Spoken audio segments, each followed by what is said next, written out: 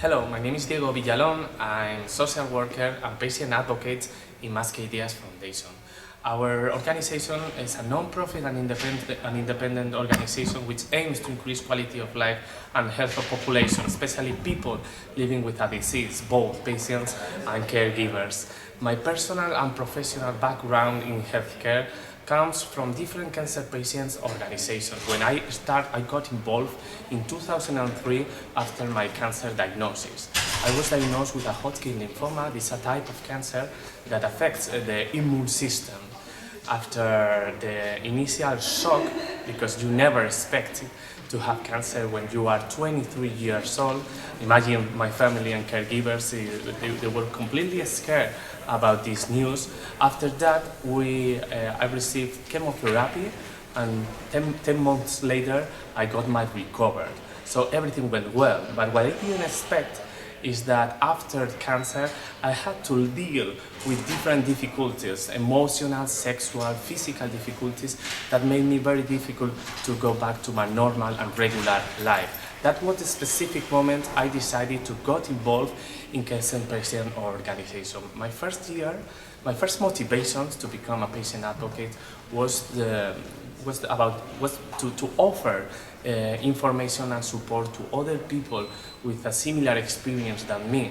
So my first year as advocate, I entirely focused on offering emotional support to these people and to provide comprehensive information about all this process to make them to get a better manage of the disease and also to get better control of their life. But what is true is that 2 or 3 years later, I discovered that patient advocates can work in different working areas. So I started to work in a more professional way, and I started to get more training activities and more educational resources to be a better advocate. During 10 years, I've been involved in different cancer patient organizations, and what I learned working with cancer patients and relatives is that firstly, the experience of living with this disease is completely unique for each person. It depends on the type of cancer you have, it depends on the treatments that you receive. Also, it depends on the external and internal resources of the patients. The prognosis is crucial. It's not the same if you have, for example, a diagnosis of an early stage melanoma, that a metastatic melanoma.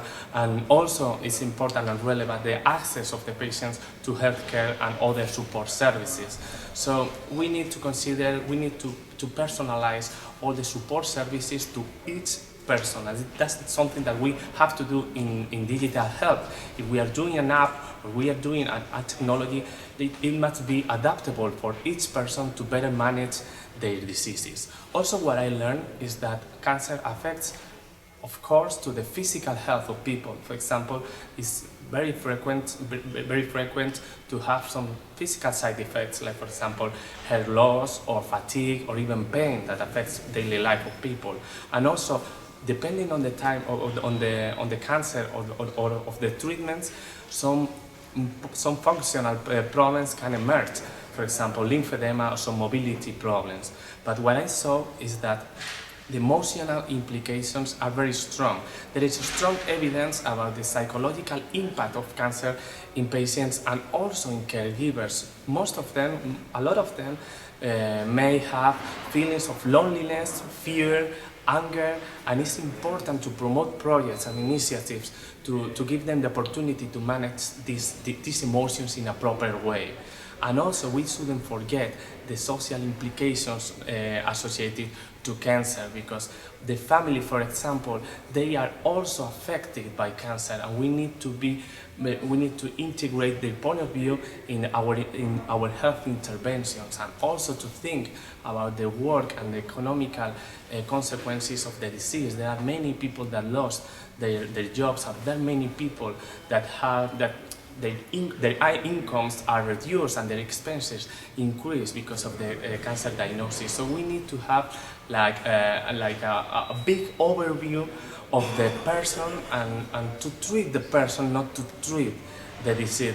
This is crucial. What I learned also working with cancer patients is that we need to be focused not only in the person who is under treatment, but also the people that are around him or her, like for example, friends, family, caregivers, etc. And we need to be focused also in all the difficulties that emerge after cancer. And totally, I think that we need to work with cancer patients, with relatives from different points of view to try to solve, to give response and to give solutions to the different projects that emerge after diagnosis.